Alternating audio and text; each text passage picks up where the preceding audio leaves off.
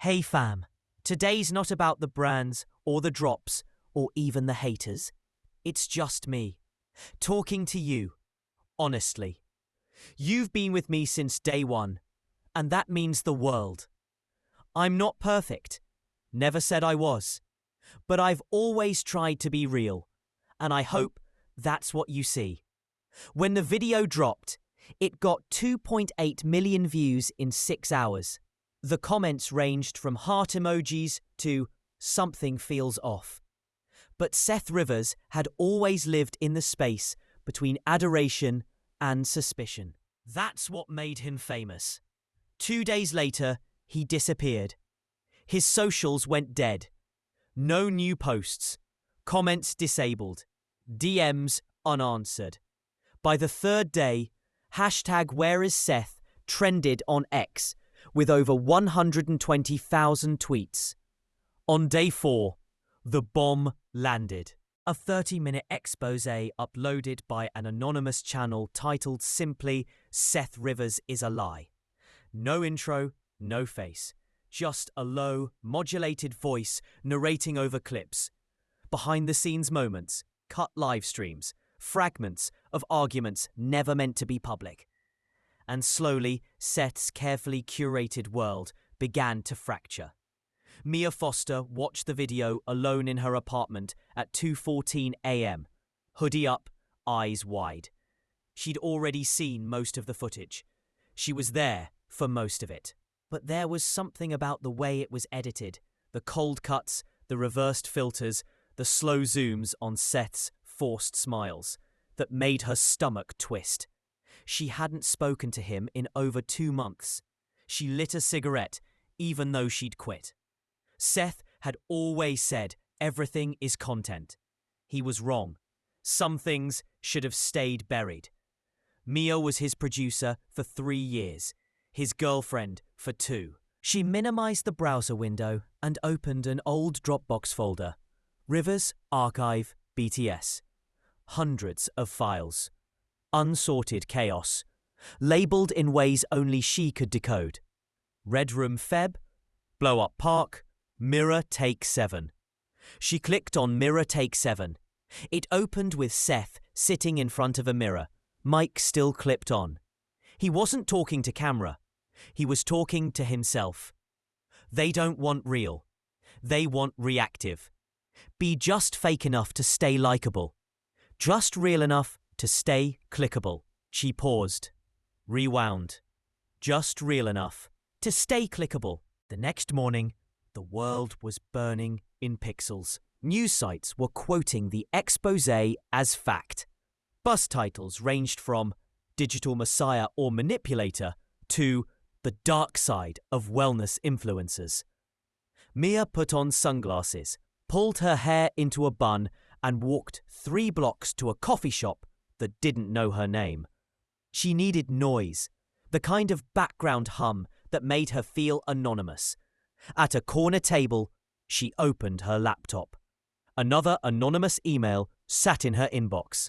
Subject: click. It was a night shot, shaky, like it had been filmed on a phone through blinds. Seth standing on a rooftop, arguing with someone off camera. You think you can control the story? People want to be lied to. You take that away, you kill the magic. The voice that replied was female, angry, familiar. Then maybe the magic deserves to die. Mia's mouth went dry. It was her voice. She didn't remember being recorded. By noon, Variety ran an op-ed titled "The Fall of Seth Rivers, a Case Study in Constructed Authenticity." Mia messaged one person, Liam Tran, former camera op, one of the few people who hadn't sold out for podcast interviews yet. Mia, hey, we need to talk. Liam, if this is about the leak, I'm out. Mia said, you're in more than you think. They met that evening at an empty parking lot behind a closed fitness studio. Because, of course, it had to be dramatic. Liam wore a hoodie pulled low and looked like he hadn't slept in days. You shouldn't be doing this, he said. Neither should you, but here we are. She pulled out a flash drive. You recognize this footage? He plugged it into his phone. watched, his eyes narrowed. This wasn't from our gear. The angle's wrong. Lens flares from something cheaper. Somebody else was filming. Then who was watching us? He handed the drive back. The exposé passed 10 million views in 48 hours. Reddit threads dissected every frame. Conspiracy theories blossomed. Seth faked it. Seth was silenced. Seth was dead. The influencer Illuminati trended for a solid 12 hours. Mia didn't care about the theories. She cared about the files. There was too much precision in the edit. Someone wanted not just to destroy Seth, but to dismantle the machinery that built him. And that included her. She poured herself a whiskey and stared at a whiteboard she'd put up in her living room. Names, dates, footage, circles and arrows. Classic rent string murder board, only no one had died. Yet. She circled the phrase from the video, just real enough to stay clickable. The next day, she broke into Seth's loft. Technically, she still had a key. Not technically, it was still illegal. The place was pristine. No signs of packing. Lights still on. Candles burnt low. Like he'd left for groceries and never returned. She opened his closet. Designer rose. Empty hangers. In the bathroom, she found a small notebook tucked behind the mirror. Seth never wrote anything down. Except he did. On the first page, if this ever goes bad, trust no one with a following. Mia didn't sleep that night. Her mind spun with voices. Seth's fake apologies. Her own justifications. The sound of clicks. Always clicks. By morning, she'd made a decision. She'd find out who made the exposé. Not for Seth. Not even for the truth. But because someone out there knew exactly how to destroy a reputation in 30 minutes. And they weren't done. Next up might be her. Guessed? Yeah. And if you ask me, this is bigger than Seth. Mia didn't know why she agreed to meet Jenna. They hadn't spoken in months. Not since the blow-up in Miami. Not since Seth told Jenna to pick a side. Jenna picked the brand deals. Still, she showed up, black nails, mocha in hand, oversized sunglasses that failed to hide how nervous she looked. They sat across from each other in the kind of cafe designed to look authentic but was algorithmically built for Instagram. Mia hated it. Seth would have loved it. You look tired, Jenna said. You look guilty. Jenna sighed. I didn't leak it. Is that why you dragged me here? But you saw it before it dropped. Jenna flinched, just slightly. We were all sent something, anonymously, different clips, out of context. I thought it was fan edit trash. It wasn't. No. And I think whoever made it wanted us to know that. Wanted us to feel it. Mia leaned in. Who else got clips? Jenna hesitated. Marcus, Jules, maybe even Kai. It was like someone knew the weak points. The stuff we never said out loud. Mia narrowed her eyes. So we were all test subjects. No, we were collateral. Later that day, Mia tracked down Jules, Seth's old manager. He answered the door shirtless, wearing a kimono and sipping cold brew like it was whiskey. You want to talk about the leak? I want to talk about who hated him enough to kill him online. Jules scoffed. Everyone, eventually. Seth was a walking magnet for obsession. That's what made him bankable. That's also what made him doomed. You've got a clip too. He didn't deny it. Someone's telling a story, Mia said. Not with facts, with emotion. They're cutting our memories into a new narrative. Jules sat back. And you're just now realizing how easy it is to turn reality into content. She stood. I thought I knew the difference. He smiled. That's the first lie you told yourself. That night, Mia rewatched the exposé again, frame by frame. Not as an audience, as an editor. There were patterns, timestamps blurred out, color grading consistent with a specific LUT used in high-end editing suites. The pacing was tight, no jump cuts. Whoever made this had skill. She paused on one sequence, Seth walking into frame, smiling, only for the smile to drop half a second before the camera cut. She zoomed in. In the reflection of the glass door behind him, another figure, blurry, holding a phone, too far for detail, but not for intent. Someone was shadowing him. Message thread, encrypted chat, April 10th, 2025. Mia, I know you're watching. I know you have more. Anonymous, so do you. Mia, meet me. No more games. Anonymous, not yet. You're not ready. For what? Anonymous, the real version of Seth Rivers. End thread. The next morning, Mia visited the old content house, a mansion turned co-living studio. 5 bedrooms, 3 fake sets, endless ring lights. The lease had expired. The tenants moved on. But the landlord let her in after she dropped Seth's name and a vague threat of legal action. The walls still echoed with voices. Laughing, fighting, shooting, staging. She went room by room, phone flashlight on, recording everything. In Seth's old bedroom, behind the paneling of a fake bookcase, she found a dusty hard drive. Back at home, she plugged it in. Password locked. She tried everything. Birthdays, catchphrases, old video titles. Nothing, until she typed, clickable. The drive opened. Hundreds of files. Unedited. Raw. Not just Seth's shoots. Private conversations. Candid moments. Outtakes from mental breakdowns. One video was labeled, "Don't watch unless it's over." She clicked it. It was Seth. Alone. In the same mirror setup. He looked thinner. Not staged. If you're watching this, then everything collapsed. I don't know who I am without the camera. I don't know if I ever did. But I know Mia will look. She always looks. So Mia, if you found this, don't vindicate me. Don't save me. Just finish the story. And tell it right.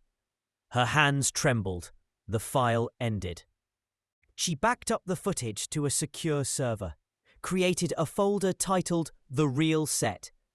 Then she opened an incognito tab. Reddit, Discord, underground forums, where ex-fans and digital sleuths dissected influencers like cadavers.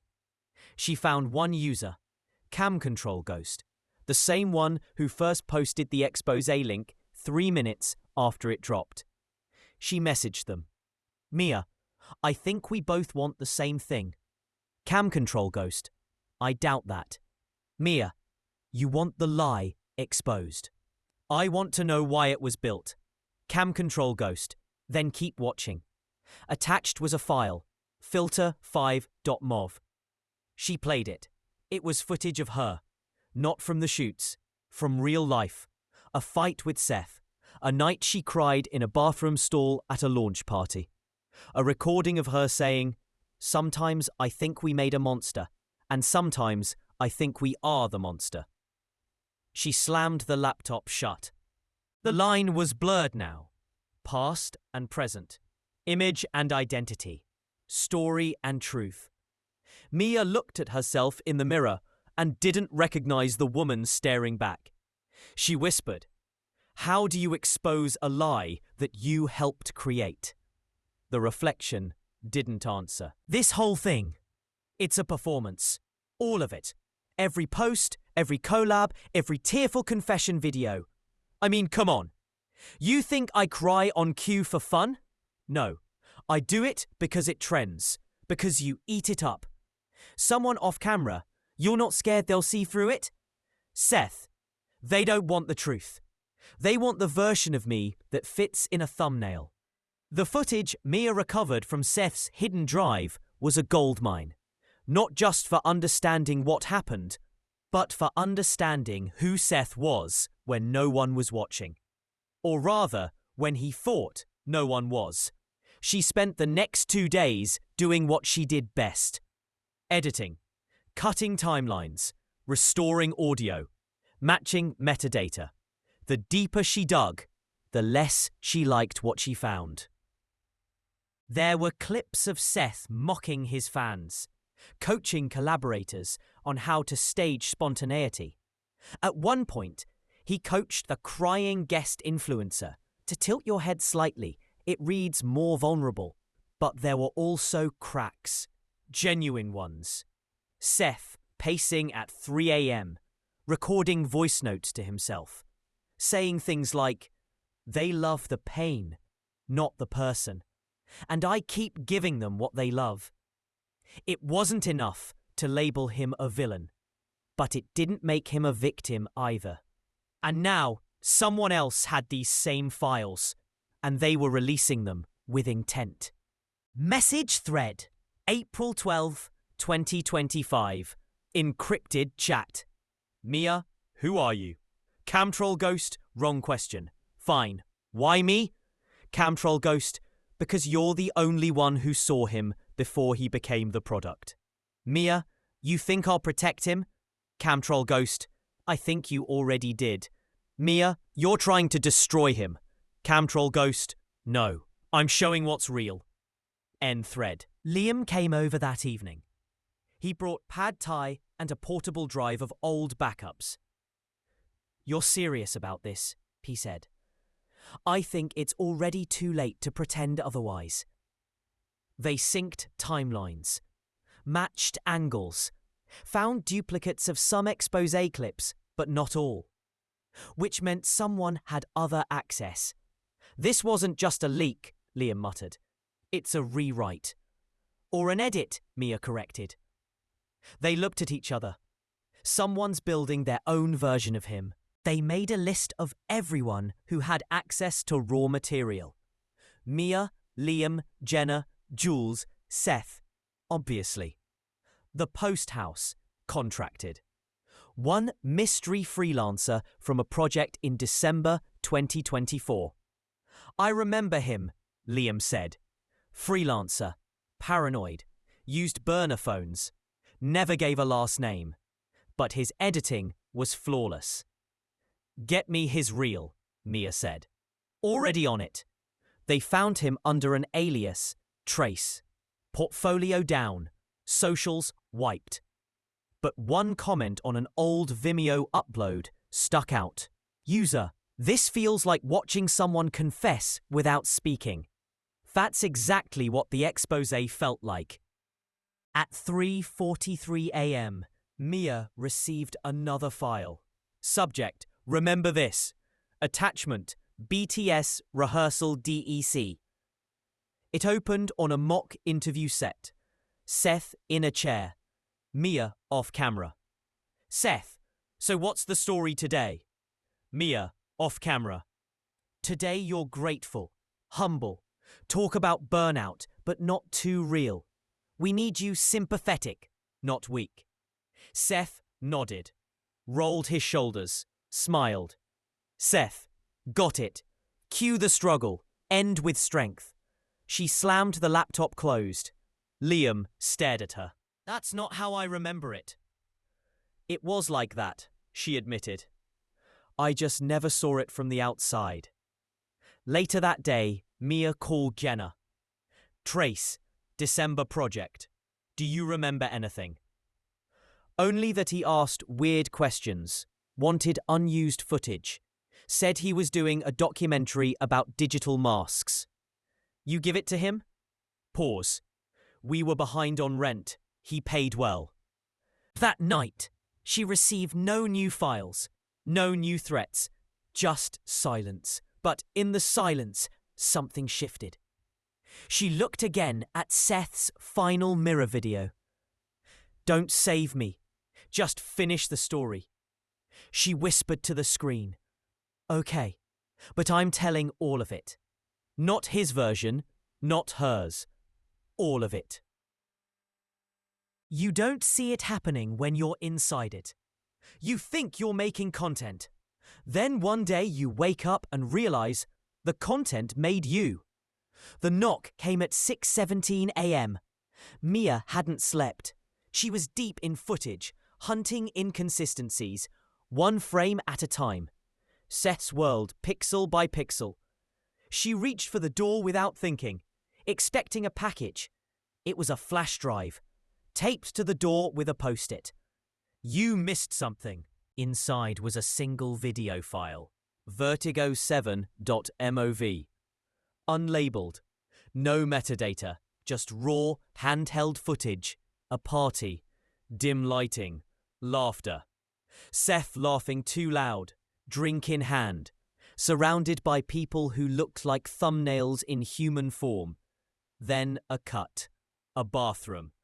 Seth alone, holding the mirror. Seth, they don't know I hate this, that I hate me, but I smile, and I sell, because I'm scared I'm nothing without the likes. He dropped the phone. It clattered to the tile. The screen went black. At noon, she met Liam at a co-working space near Echo Park, neutral ground where neither of them had memories. He brought good news. He traced the IP used to upload the exposé to a library server in Glendale. Public, anonymous, classic trace. He's not just leaking data, Liam said. He's curating emotion, crafting it, like a digital poet with a grudge.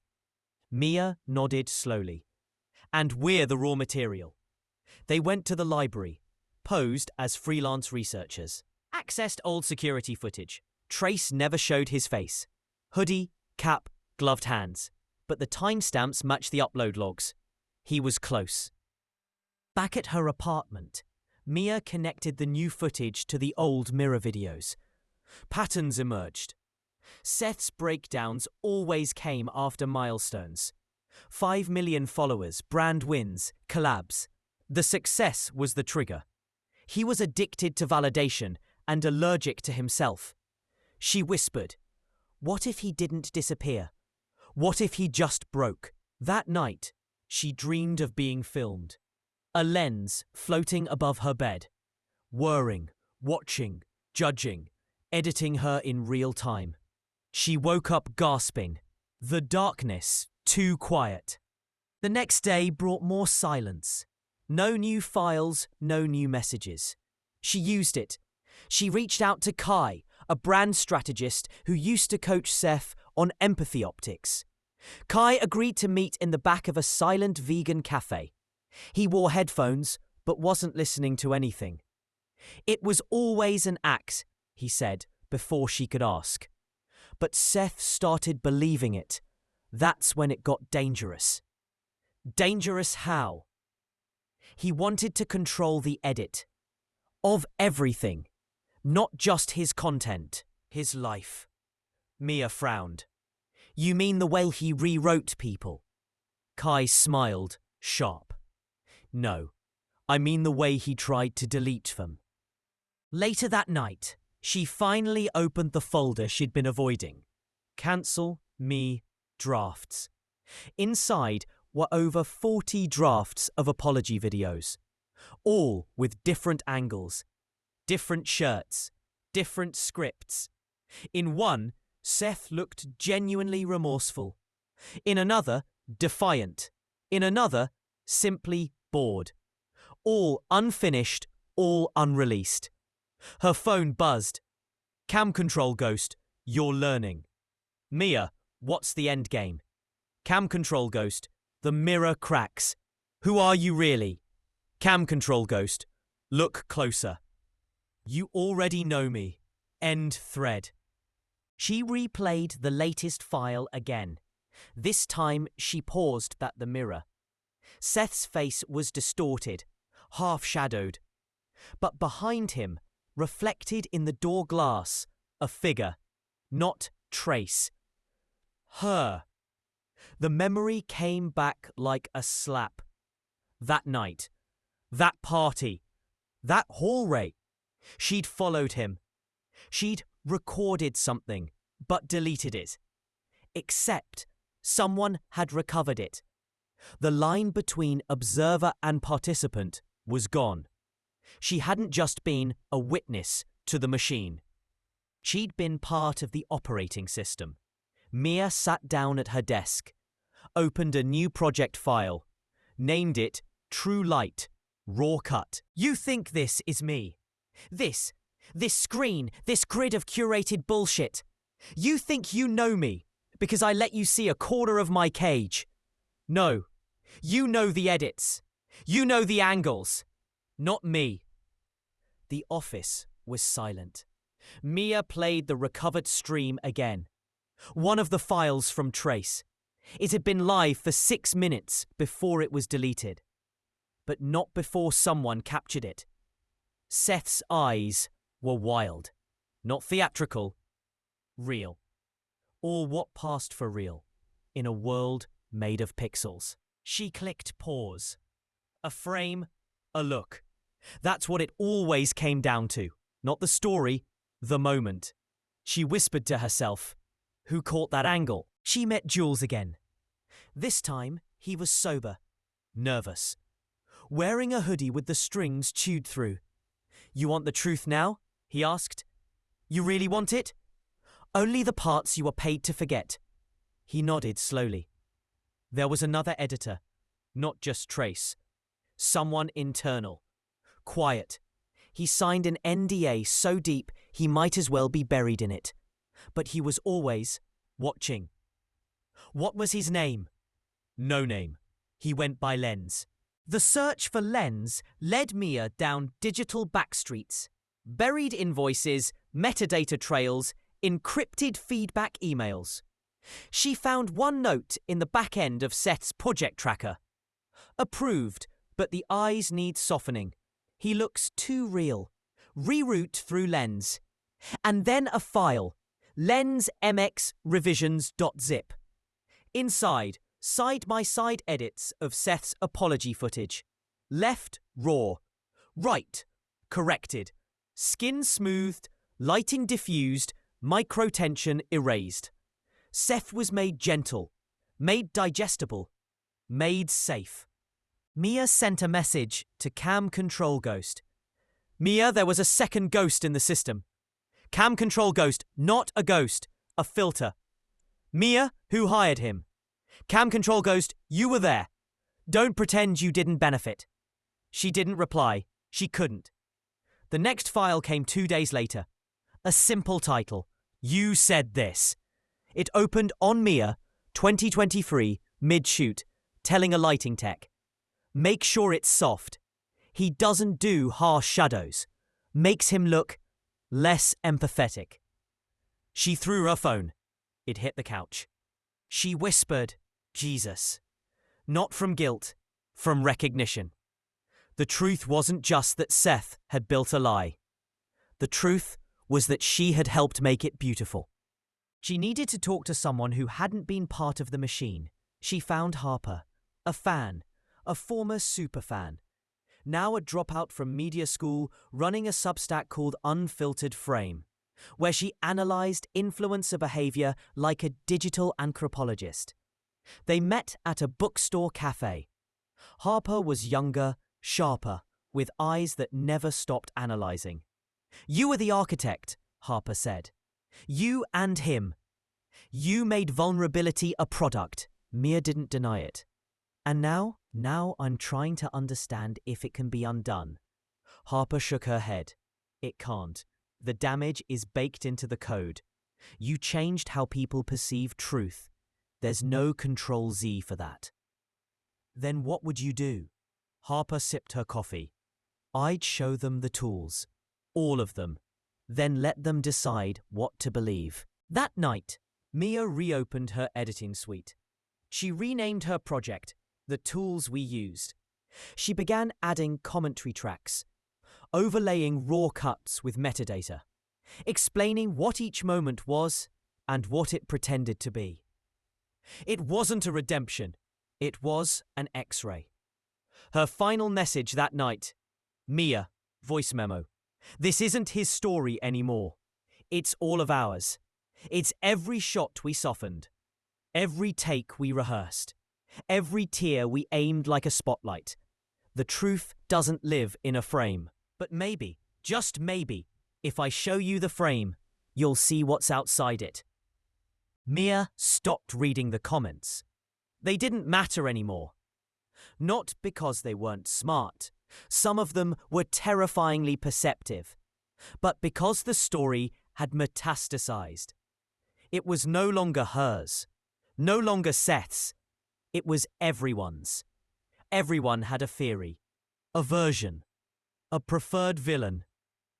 The only constant was the footage, and it kept coming. New file, crowd reflection.mov. Footage from an old meet and greet. Seth surrounded by fans. Smiles, screams, flashing lights. But someone, she called Harper. You ever run facial ID on crowd clips? Of course. You found someone? A girl. Meet and greet 2023. She said the thing we all ignored. Harper texted her a link 15 minutes later. Fan blogs, TikToks, then a name. Lena Kim. Mia DM'd her. Lena answered an hour later. They met via encrypted video call. Lena, now 18, in a college dorm room, surrounded by books, candles, and posters of creators she'd since unfollowed. You said something to Seth, and it stuck. Lena smiled, bittersweet. Yeah, but it didn't change him. Why'd you say it? Because I knew he was lying, and I still loved him. Isn't that the worst part? You were young. So was he. Mia nodded. Lena leaned closer to the camera. But you were older, and you let it happen. That night, Mia couldn't sleep. She walked her apartment. Every mirror felt invasive, every device suspicious. She turned off her phone, pulled the blinds, opened the window. The city outside didn't care about influencers. It just kept moving. The next file was different. Cam Control 001 Final Cut MOV. It wasn't from Seth's life. It was from hers. Clips she didn't know existed. Conversations. Voice memos. Even footage from a therapy session. Audio only, but still deeply personal. She didn't remember recording it. She hadn't, which meant someone else had. Someone had turned her into a character. The exposé was expanding. She called Liam. It's me now. I'm the subject. Liam didn't sound surprised. It was always going to turn. That's how narratives feed themselves. Once the main arc ends, they go for the supporting cast. I didn't sign up for this. None of us did. But we enabled it. We optimized it. She stared out the window. How do I opt out now? Liam paused. Maybe you don't. Maybe you hijack it. Later that day, she uploaded a video. First person. No filters, no edits, just her voice. Mia to camera. I helped build a machine that blurred the line between truth and image. And now it's eating all of us, including me. I'm not going to defend it. I'm going to disassemble it, bit by bit, until you can see every wire, every choice, every lie we filmed in high definition. She hit publish, then she logged off. The comments poured in, mixed, confused, some vicious. But some thanked her, not for answers, for transparency. It wasn't redemption. It wasn't even justice. It was a start. Mia enters the unit. Alone. Backpack on. She kneels. Opens a hard case. Begins transferring drives. At 02:52 a.m., the camera glitches. At 02:53 a.m., she looks up, directly into the lens. Frame freezes. There was no warning this time. No message. No file drop. Just the footage. Posted anonymously. Circulating on underground forums. Synced to speculation. She's hiding more. She's faking the turn. This is all part of the rollout. Mia didn't flinch anymore. She just closed the tabs. Liam called. They think you staged the confession. Of course they do. The truth doesn't trend unless it's framed like fiction. He paused. What's on the drives? Everything. Every version. Every alternate take. The raw story no one wanted to see. You're going to release it? Not all at once. Not a spectacle. Then how? She smiled, tired, as a silence. That night, she edited in reverse. She took Seth's loudest video, his viral peak, 12.4 million views, and stripped it. Removed the music, removed the captions, removed the transitions. What remained was a young man talking fast to a lens, eyes flicking off camera, posture twitching, pausing in places where edits used to cut. The quiet was unbearable. She uploaded it with no title, no tags. It spread anyway. Reddit threads called it performance art. Creators started mimicking the format. A trend was born. Mute the monologue. Stripped down influencer content. Paused edits. Raw breaths. Honest silences. It wasn't a revolution. It was a glitch. But it was spreading. Mia met Harper in person. First time. Harper wore a camera around her neck, not recording. How long do you think this lasts? Mia asked. Harper shrugged. Long enough to matter. Not long enough to fix it. They sat on a bench near the observatory, watching. You're not invisible anymore, Harper said. Was I ever? Maybe, but not to him. Mia looked out at the city. He's still out there. Harper nodded. Or he's watching, waiting to see what version of him you release next. That night, Mia found a new file. No sender, no subject, just the void.mp4. It opened on black. Then Seth's voice. What happens when the cameras stop? When the audience forgets to clap? When the influencer isn't influenced anymore? Silence. Then a final line. Would you still exist if no one was watching? Mia stared at the screen for a long time, then turned it off. No export, no upload. Just dark. Just quiet. For now. You're close, Mia. But you're still editing it like you're afraid. Afraid of what you'll find. Or afraid of what they'll see. Either way, it's still a performance. Finish it. No more rewrites. Mia didn't sleep that night. Instead, she laid out every drive, every note, every clip on her floor, like pieces of an old crime scene. Except the body had never been found. Only the shadow. She knew what was missing now. A single moment. A shift. Not when Seth broke character, but when he became it. The merge. She went back to the oldest files.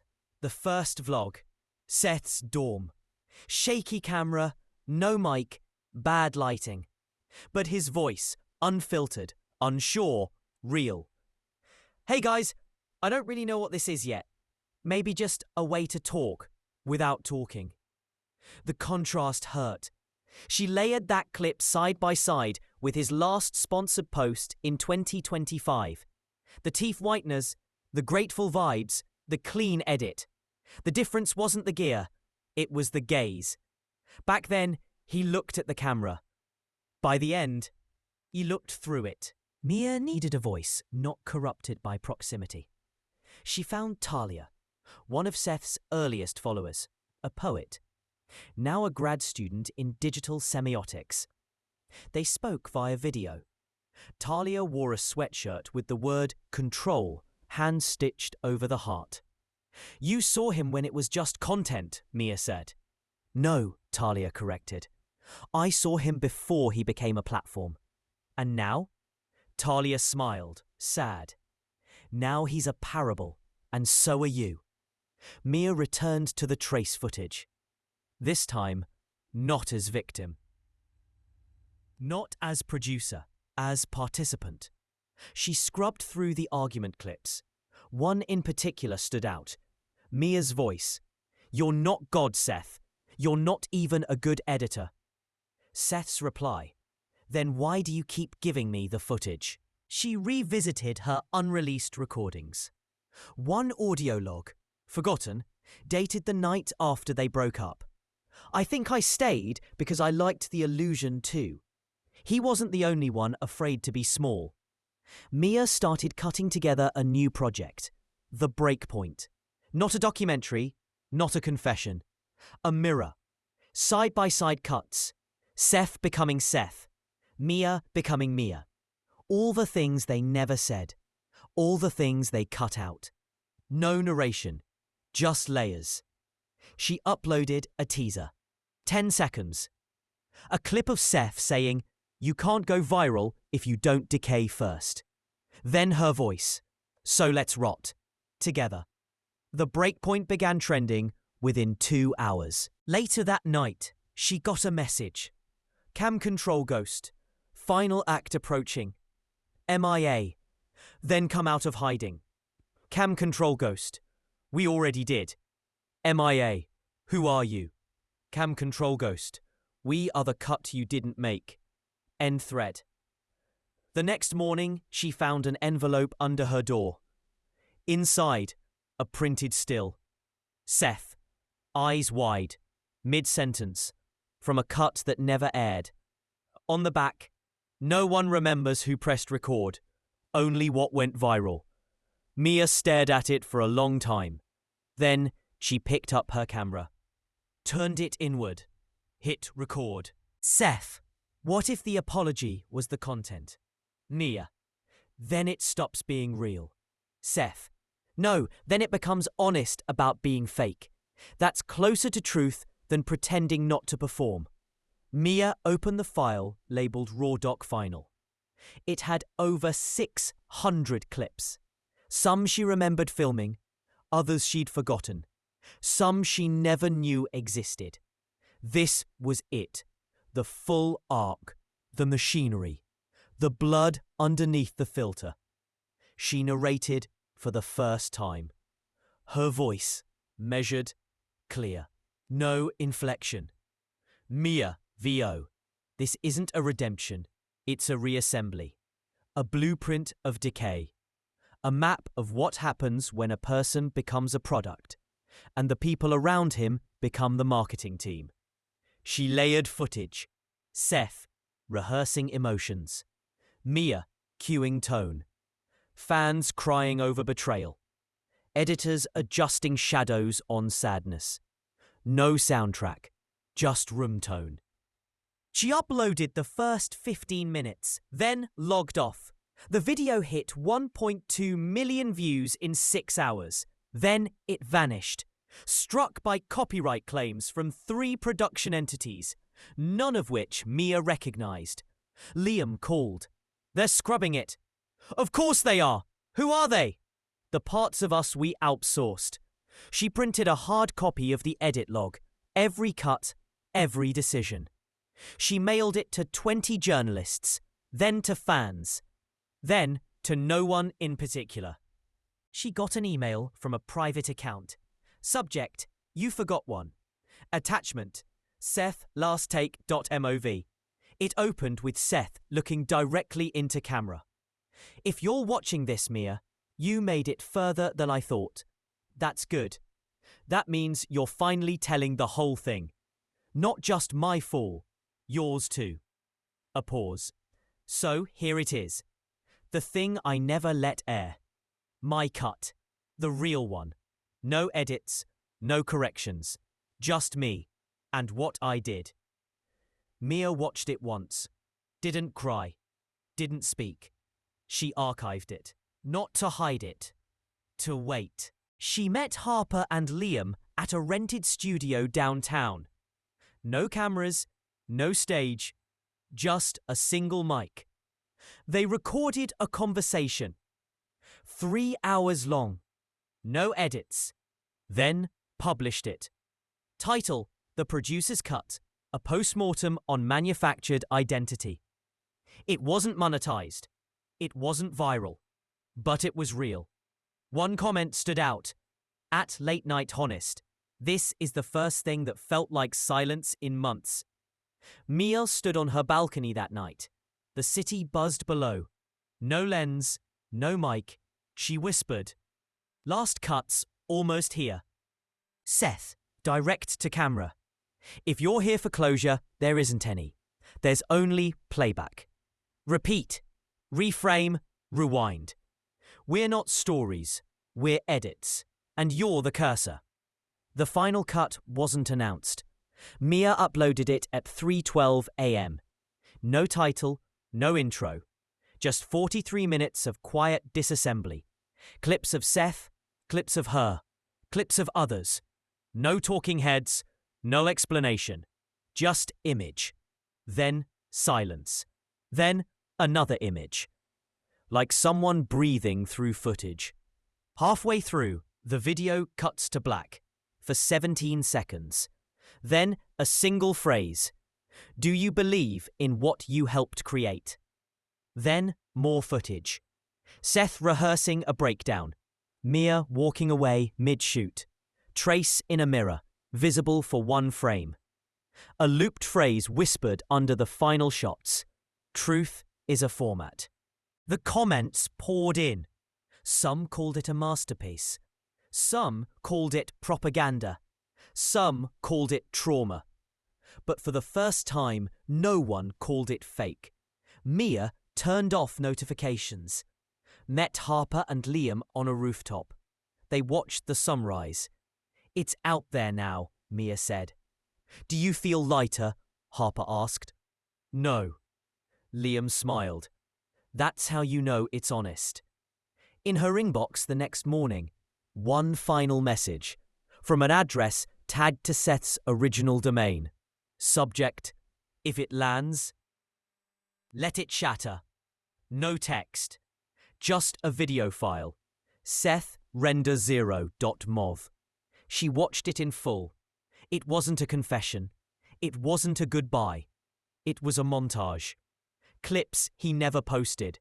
Clips she never saw. Him dancing alone, laughing badly, screaming into pillows, sitting in silence for minutes, talking to no one. It ended on a static frame.